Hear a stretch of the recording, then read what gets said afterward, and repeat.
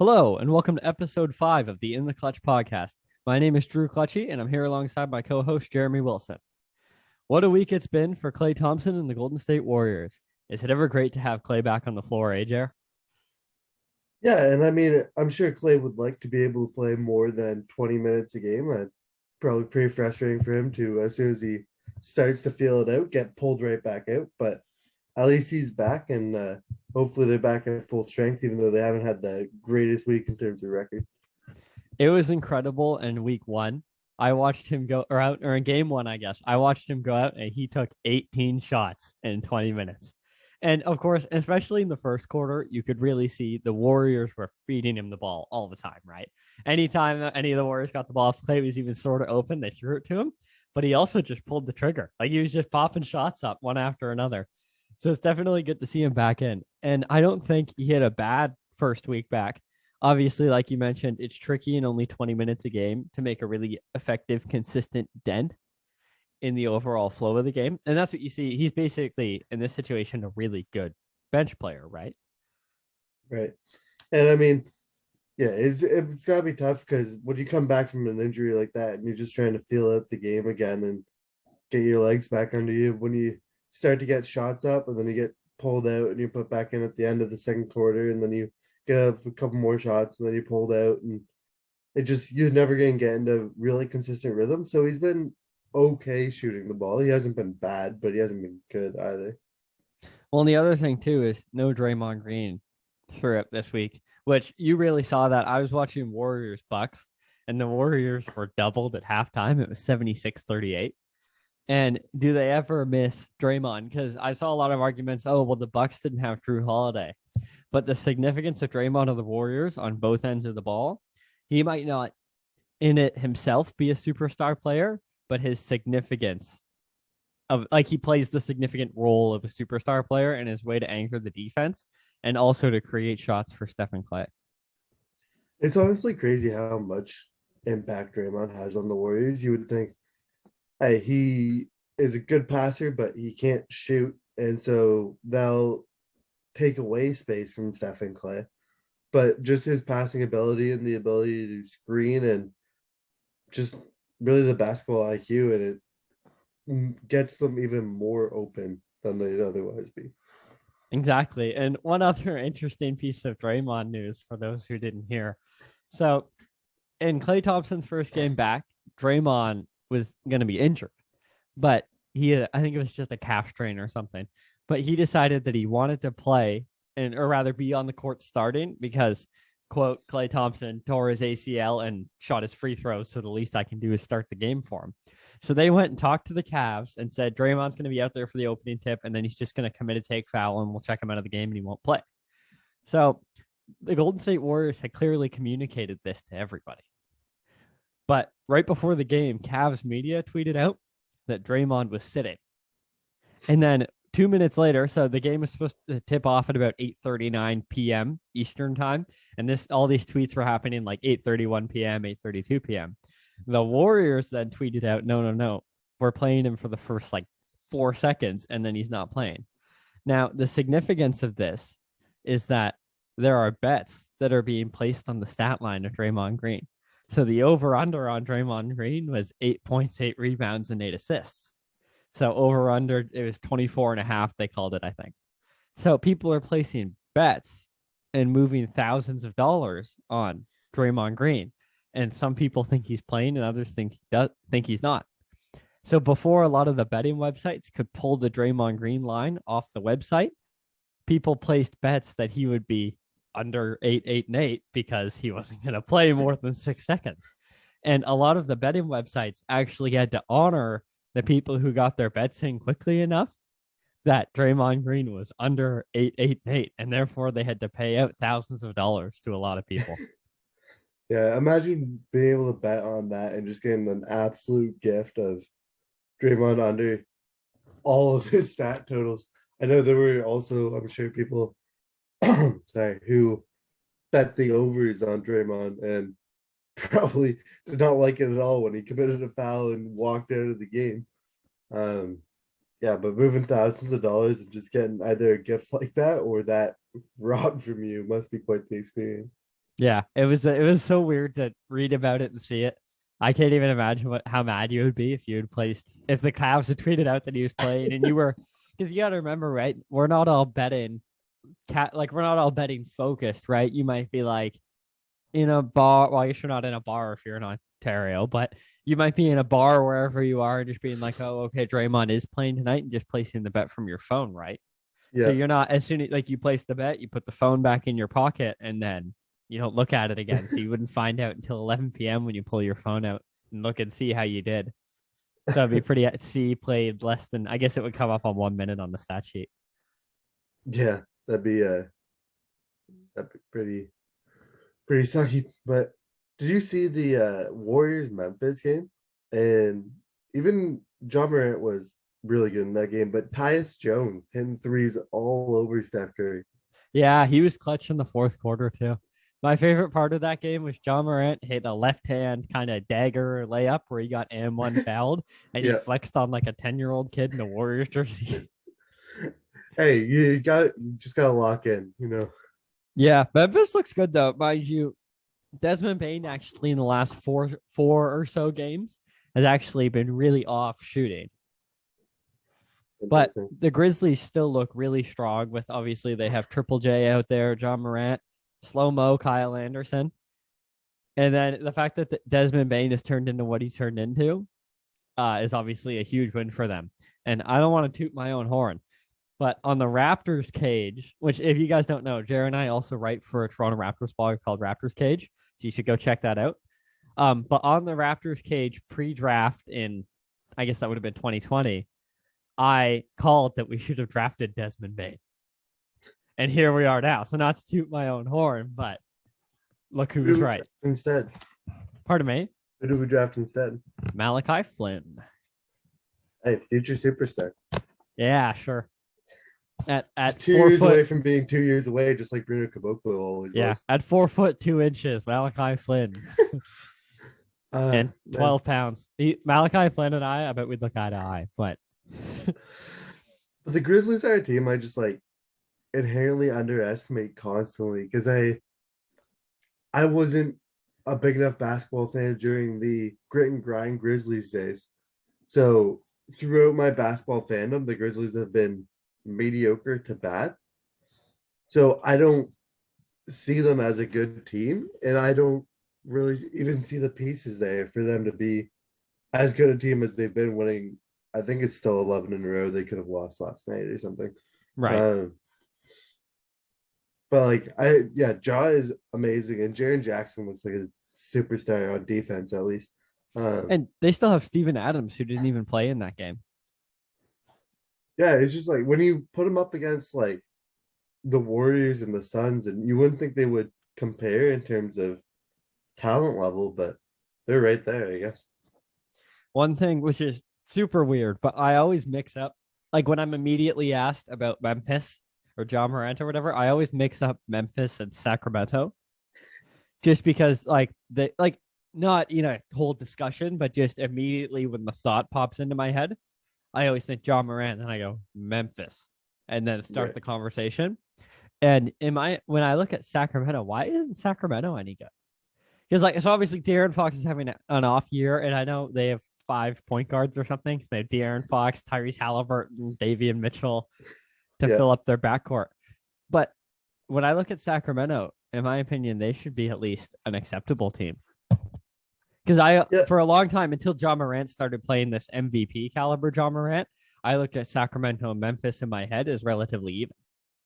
Yeah, and you would think De'Aaron Fox is a good player and Buddy Hield's a good player, and I'm pretty sure Harrison Barnes is still on that team. Yeah, Harrison Barnes is out there too. And he's a good player, and they're just a consistently bad team.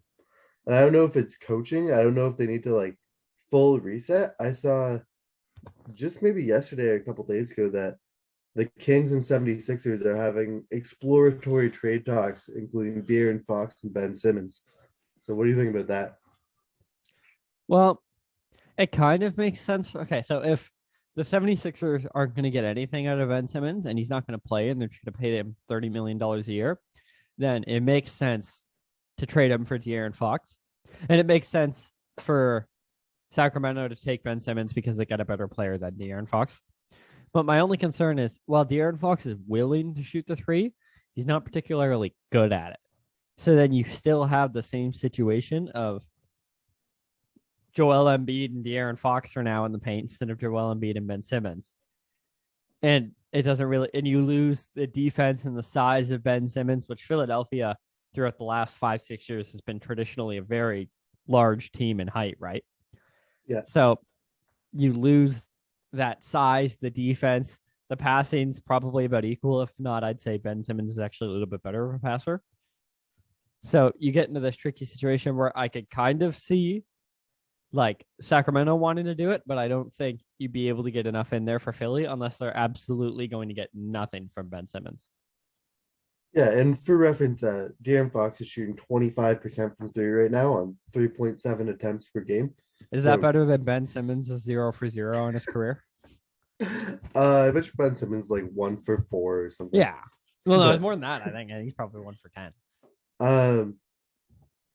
I like the idea of that trade. I like that the Kings will be able to basically full reset. Like, hey, let's trade our best player, give Ben Simmons a shot, build a team around Ben Simmons, and see what happens. Because like, what can go wrong for the Kings? They're off the line.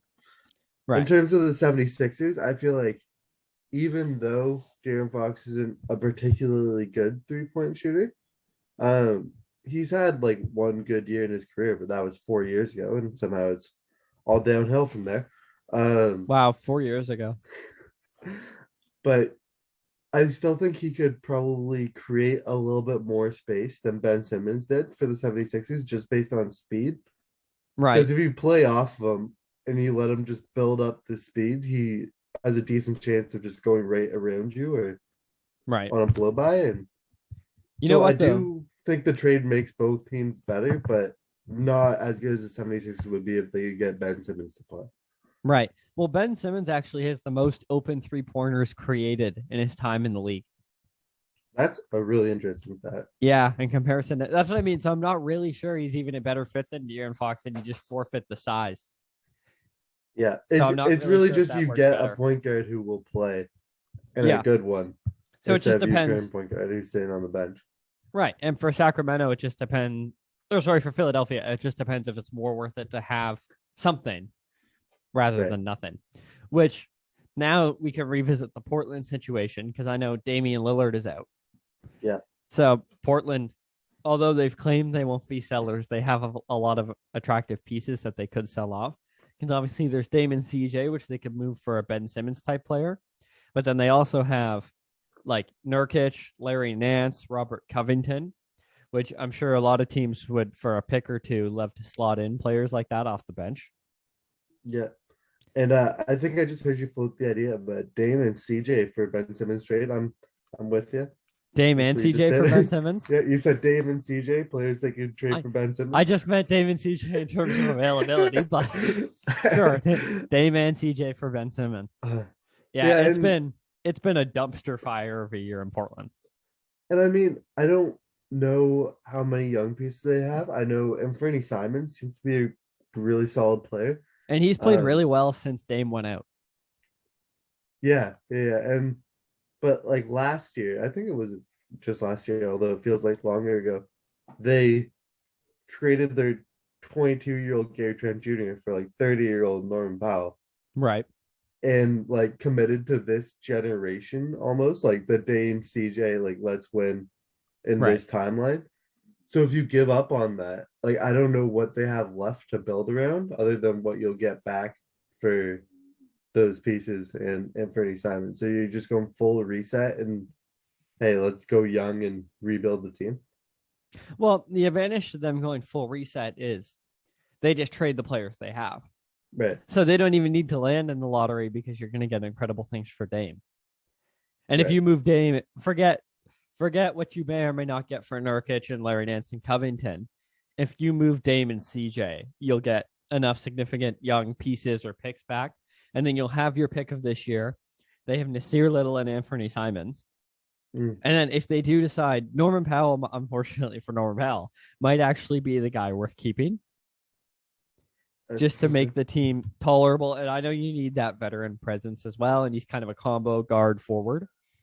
Yeah. So he actually might be the player worth keeping around on the roster, which whether or not he'd want to, we'll have to wait and see. Yeah. I mean, if you can find trade partners for all those people, the issue with trading Dame for like somebody young is you've got to match contracts somehow. Right. So somehow you have to get back $40 million in that trade. John Wall. Russell Westbrook. Well, literally, like John Wall, Russell Westbrook. Like, I wouldn't be worried because the other thing is you don't have to match back even. You just have to match back so it goes. Right. So it doesn't need to be like exactly 40 million for 40. If it's 40 for 30 and the other team is cap room, then that fills that, which that brings forth an interesting thing. The Oklahoma City Thunder are $10 million under the cap floor. So that means if they don't make, it's awesome. If they don't pay out $10 million more, then they actually have to either pay a fine to the league or pay their players more. Like they have to divide the money amongst their players and be like, here, because they didn't make the minimum spending. Because the only person getting paid on that team is Shea, right? And I'm not even sure what Shea's getting paid. Probably not that much. He's probably still. And then like everybody else is on a rookie contract because all you have is 22-year-olds. Yeah.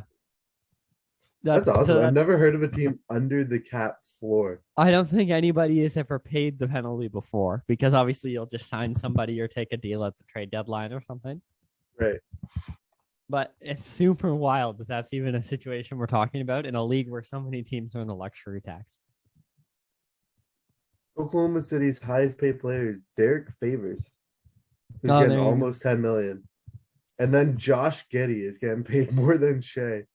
Because Shea this year is only making about 5.5, and next year his extension kicks into almost 30. Right. Okay. There you go. That's interesting.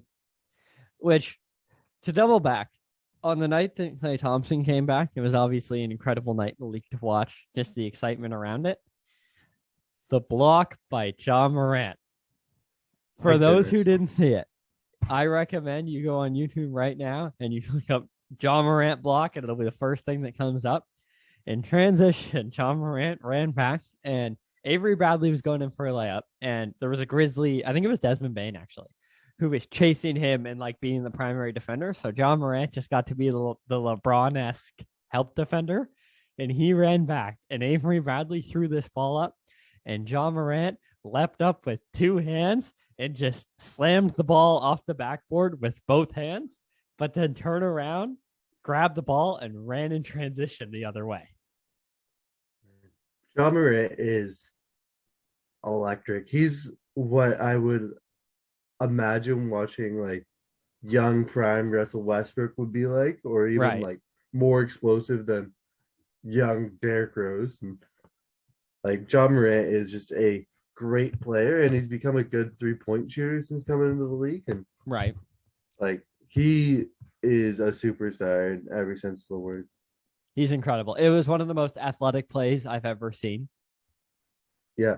And like I know as NBA fans, we tend to say that a lot, but I was a believer that the LeBron James chase down block was the best block ever. And part of that too, while LeBron James's block was incredible and he had to keep his head out of the way of the backboard as he went by. Obviously the magnitude of LeBron James's block was also incredible. Whereas the magnitude of Ja Morant's block wasn't there. It was just a regular season game. But nevertheless, it was an incredible play. Yeah, and I mean, Ja Morant like hit his upper arms off the backboard when he was outstretched. And that's absolutely insane. Like if you're Avery Bradley, I don't even know what you say after. Like you go back to the bench during the timeout and you're like, wow, I really thought I had that layup. Like, I don't know. There was nobody there when I went up, and then all of a sudden, yeah. I didn't realize somebody was going to be superhuman out there. I thought we'd just be okay. Yeah, but Ja Morant is really, really good. And hopefully the Grizzlies are a real contender. I've only watched like one Grizzlies game this year, but I would move Ja Morant into the top 4 in MVP voting. Who are you taking out and replacing him with? I would take out Jokic.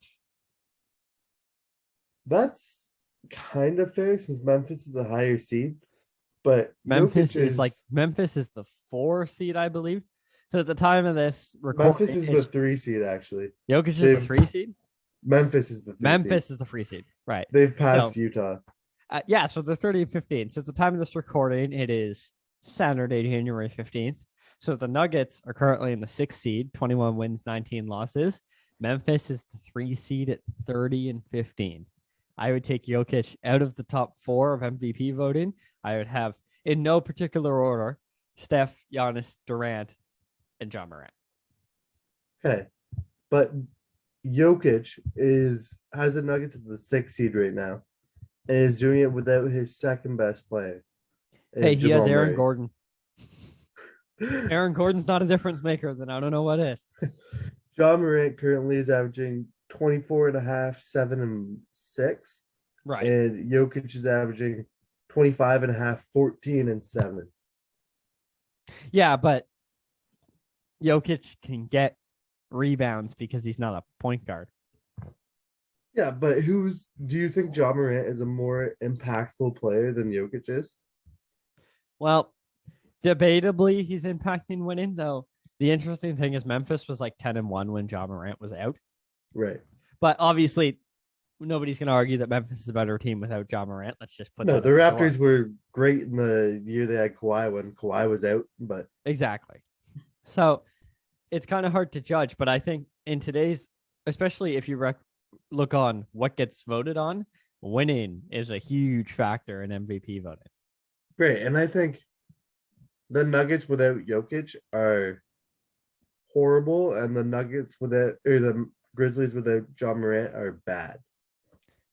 I think they would both be really bad. Mind you, like I said, 10-1 without him, so it's kind of hard.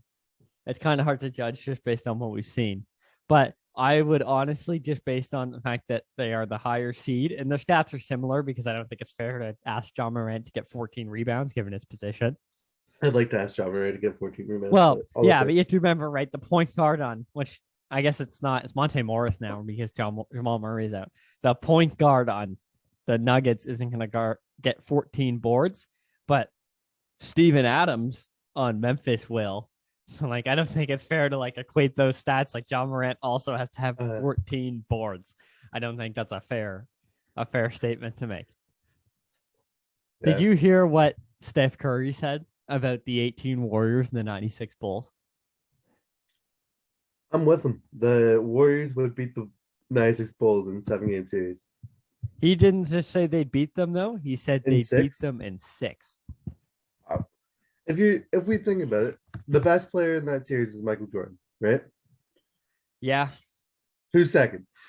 Kevin Durant. And third? Steph Curry. And then fourth is Clay. Like, Clay and Scottie Pippen might be almost a wash. Well, and honestly, think about it logically, and people don't freak out here. Kevin Durant and Michael Jordan would be a wash. In a 7-game series, they're both going to average 32, 12, and 6 or something. Yeah, but Michael Jordan's a way better defender than Durant has been. Durant's a great defender. Not that Durant's a bad defender, but Michael Jordan won Defensive Player of the Year. And Durant's never been in any of that conversation. Which, that's fair, but also, which I guess you can argue against Michael Jordan's ability to make a game-winning shot. But also, Kevin Durant's 7 feet tall. Who's going to stop him? That's fair. Kevin Durant is ridiculous in terms of being able to shoot and being that tall. But I think if you're going about a series, nobody in their right minds would pick Kevin Durant in a series over Michael Jordan. So you got to take Michael Jordan as the best player in that series. I'm not saying Durant and even Steph aren't close. They're just not Michael Jordan. Right. So, but I mean, you're talking about here's like the best player of all time, and then 2 of the top 15 players of all time are on the Warriors. Right.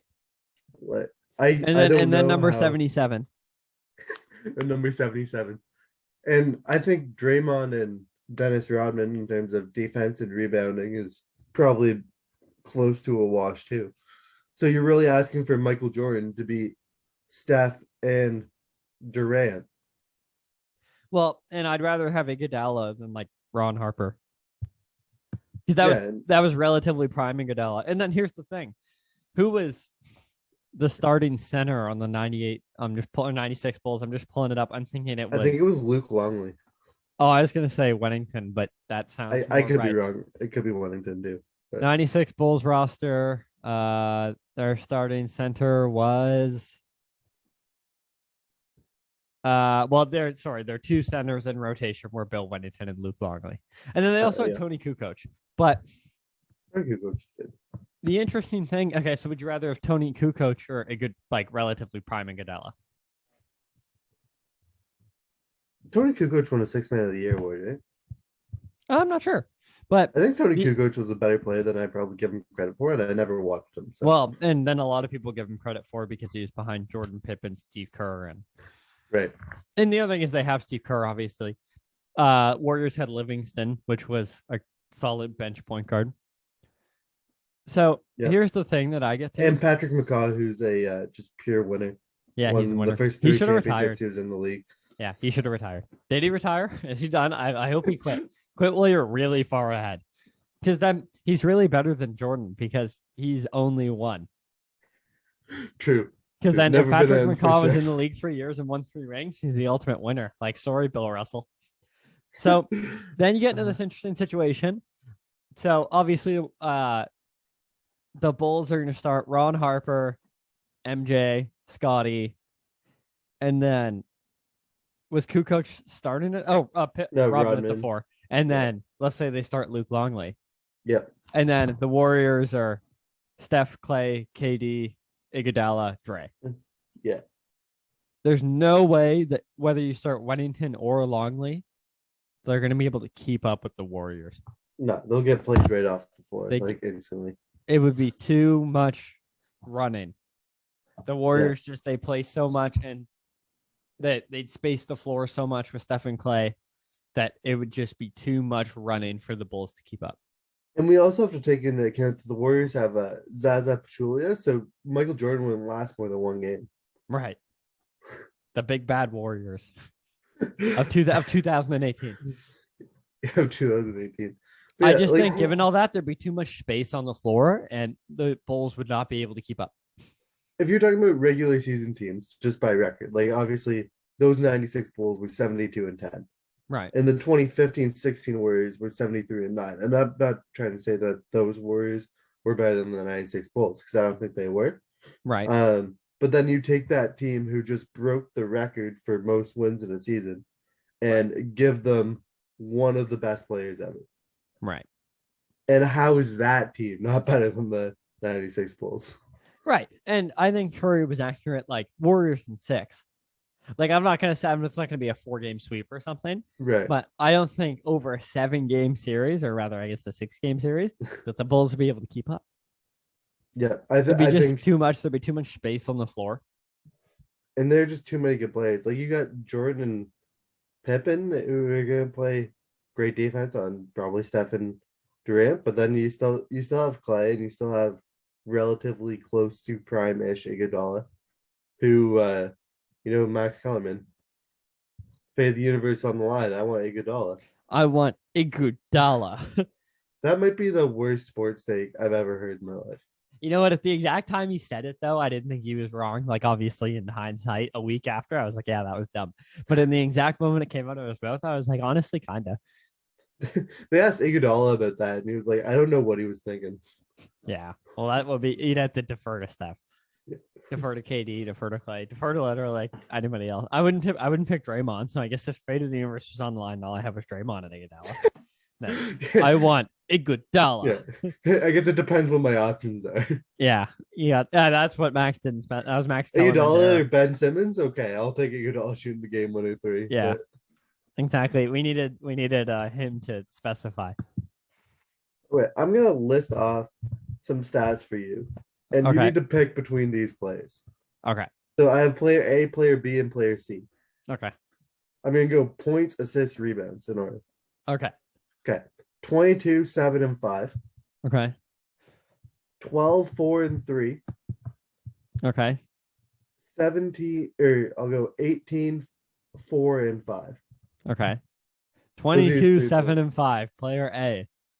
Yeah. Player A is Fred VanVleet, who is currently behind Derrick Rose, player B, and Kyrie Irving, player C, who's only played 3 games in All-Star voting. Wow. That's a huge gap. It wasn't even close, right?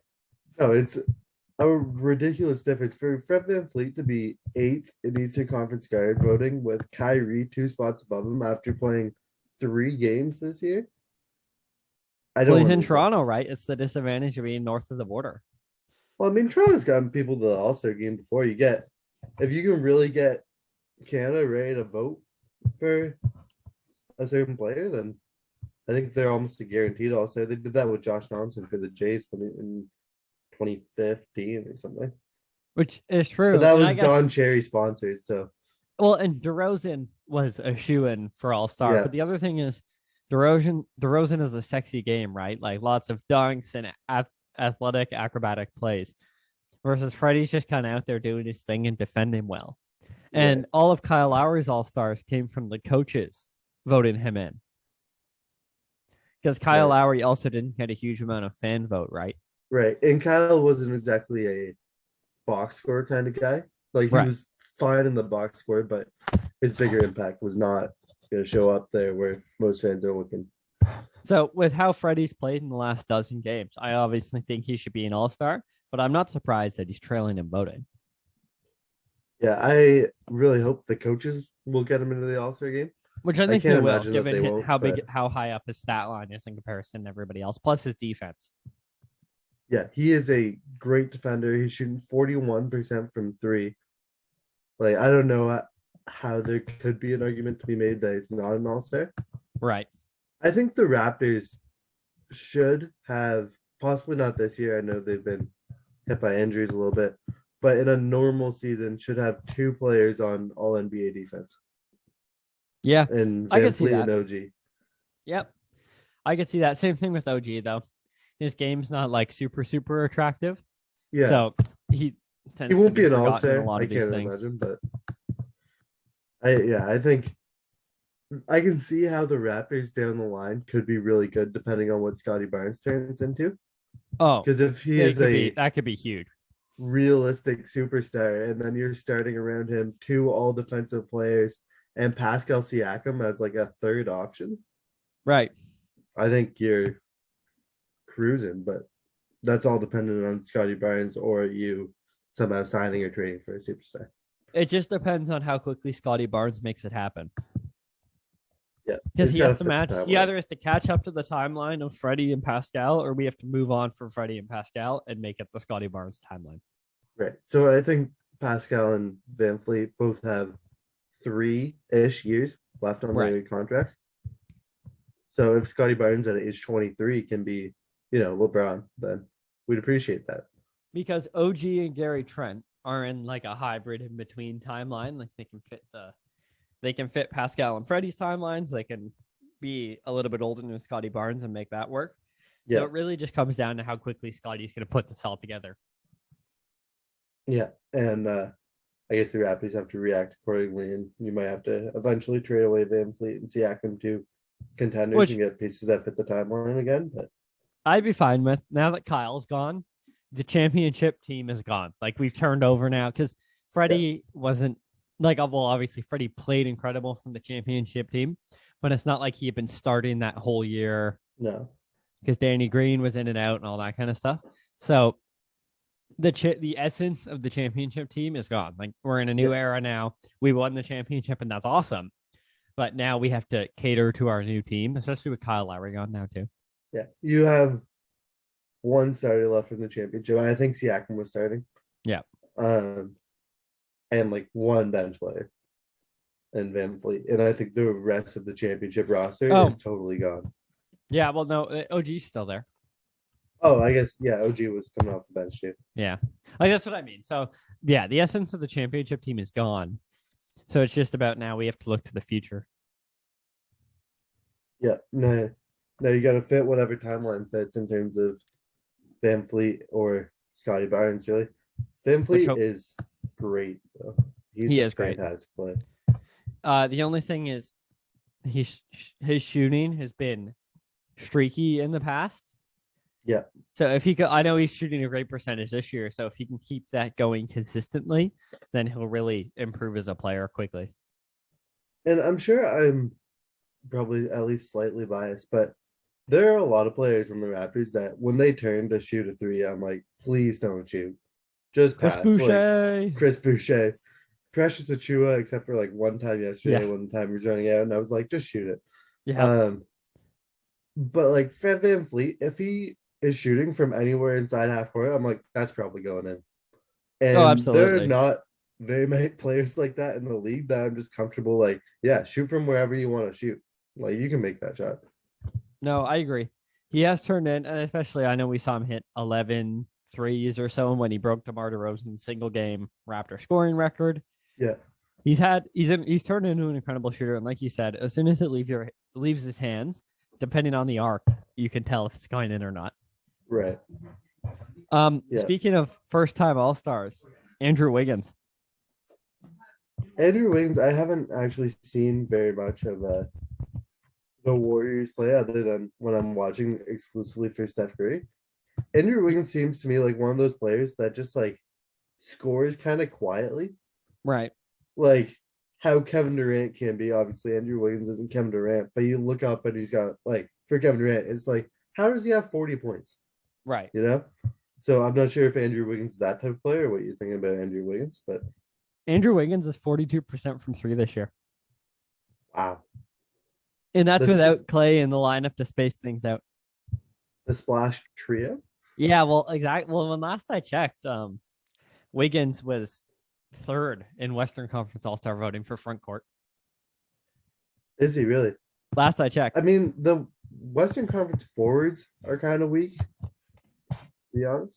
Right. So, like, well, sure the Western Conference is guard heavy. Yeah, a lot of really, really great guards. And I mean, the Eastern Conference front court, at least the starters, is absolutely loaded. So, but I think that's really interesting because Andrew Wiggins, obviously, a lot of people labeled him a bust, right? Right. Which I didn't think he was a bust. Or maybe he was. Sorry, not 30. Oh, yeah, he's fourth. He's fourth in front court All-Star voting in the West. As of right now, isn't that crazy? Yeah, that's insane. I have probably a slightly different return than you. I got him at third. Oh, yeah. Okay, so which would make him an all-star starter. Exactly.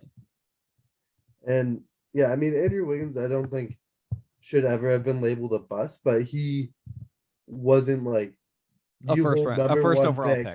Yeah, you hold number one picks to like a whole different standard. Like you should be franchise changing. And that's not always fair, but that's the standard I think he was held to. And he was just never that when he's really like currently with Golden State, he's an elite role player. Right. But an incredible scoring elite role player. Yeah. Yeah. I think it's wild that he's just continued to progress because normally you kind of see a peak for a lot of players. But he's just gotten better and better and better. And now to the point where he might end up being an all-star starter with the way the conferences have fallen. Right. That's wild to me that they could make that happen. Or that he could make that happen, I guess. And then to put that into relativity, if Klay Thompson, there's a chance that Klay Thompson will be in the All-Star game. And especially for the 3-point competition, he likely would get voted in by the league. Right. So then you could have 4 All-Stars on Golden State. Yeah, and I mean, like, I don't understand how Klay Thompson is fourth in guard voting when again he's played 4 games. Like, can fans make votes, please, based off how players have played? But do you think he should be in for the 3-point competition? I think he should probably be invited to the 3-point competition, whether or not he wants to take it. I'm not sure if he would, based on how he's feeling or whatever.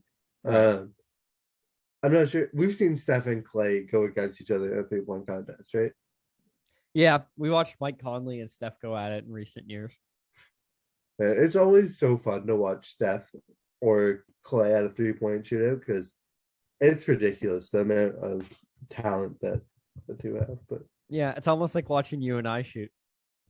almost, I think I could outshoot Clay in a 3-point competition. Well, he's been hurt a long time. Yeah, I think currently I could take Clay 1-on-1. Yeah. Okay.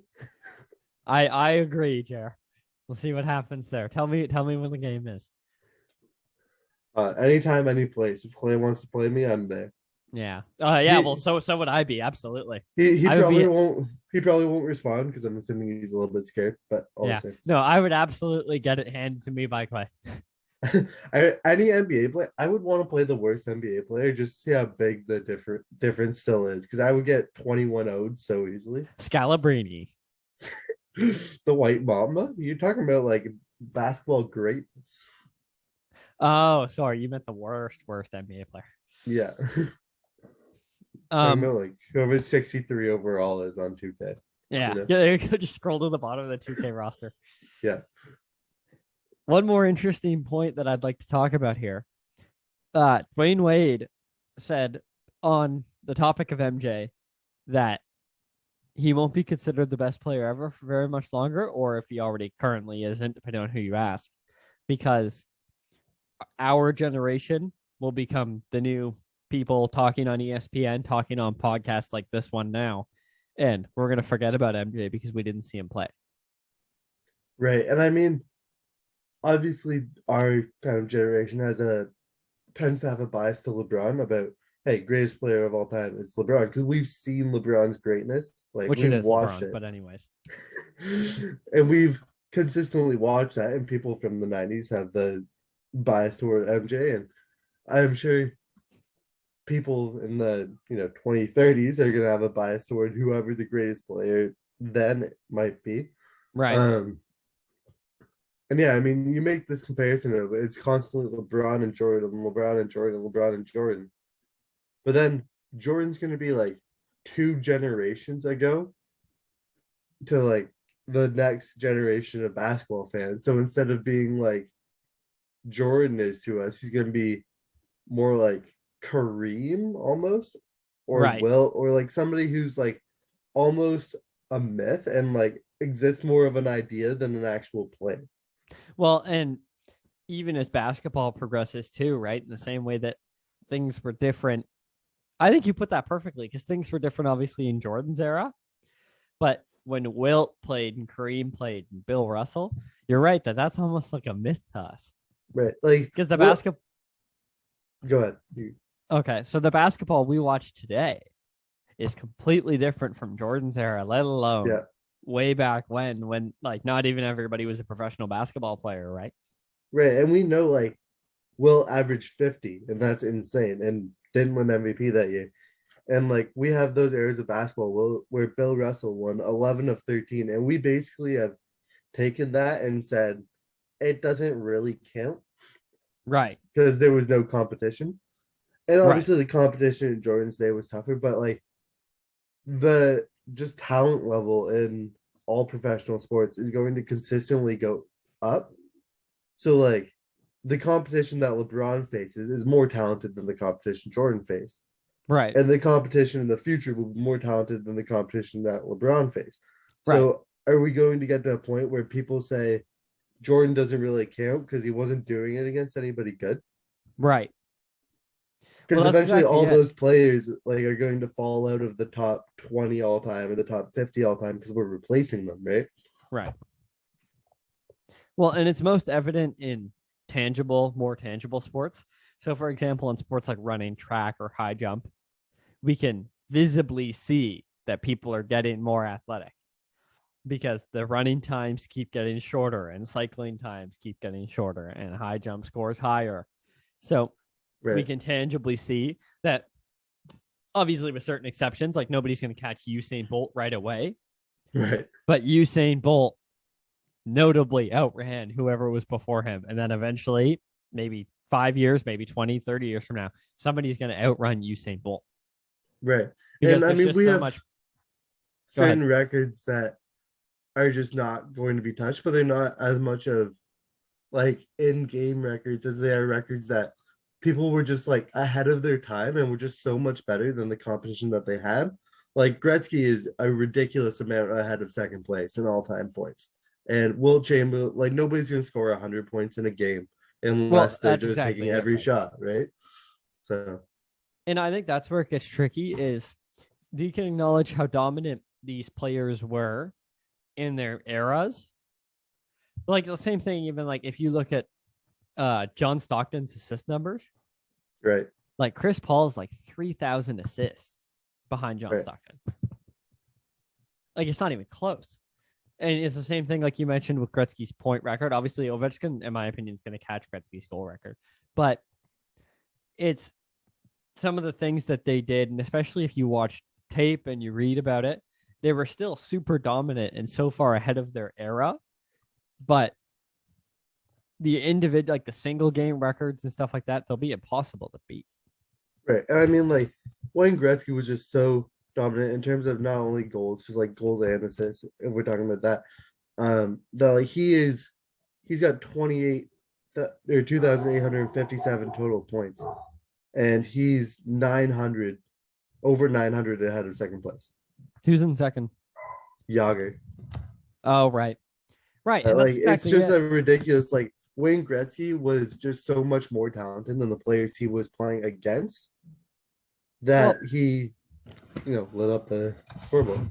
and not that Gretzky wouldn't put up 100 points, 120 points a season right now.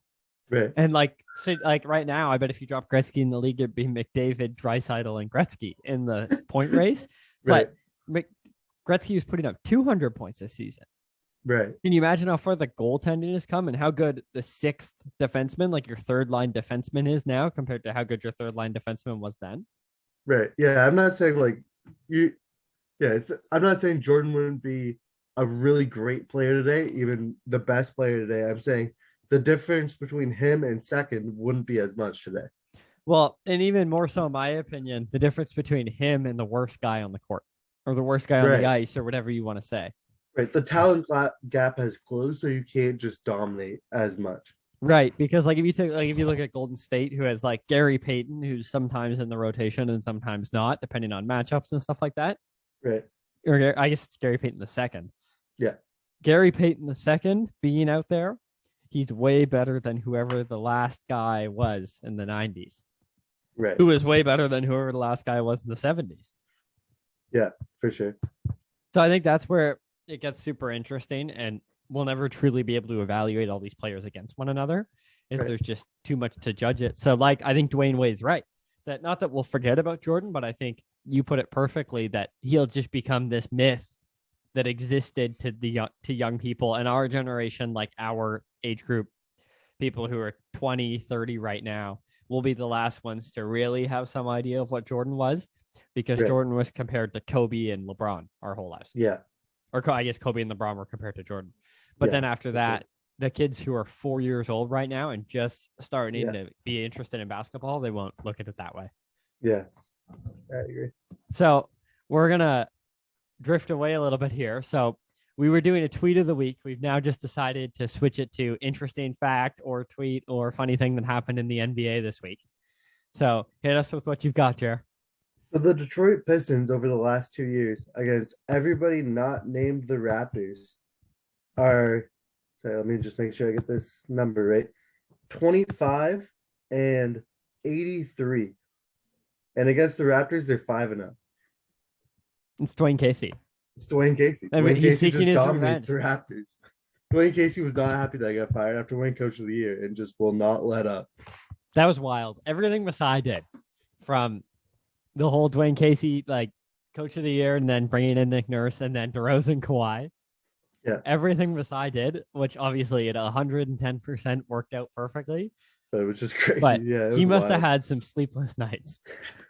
Yeah, he took some big shots, that's for sure.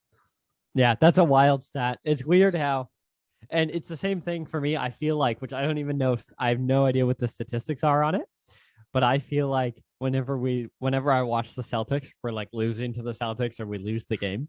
Right. And it's wild to me when you see a stat like that where you're like, oh, like we actually lose to the Pistons every time.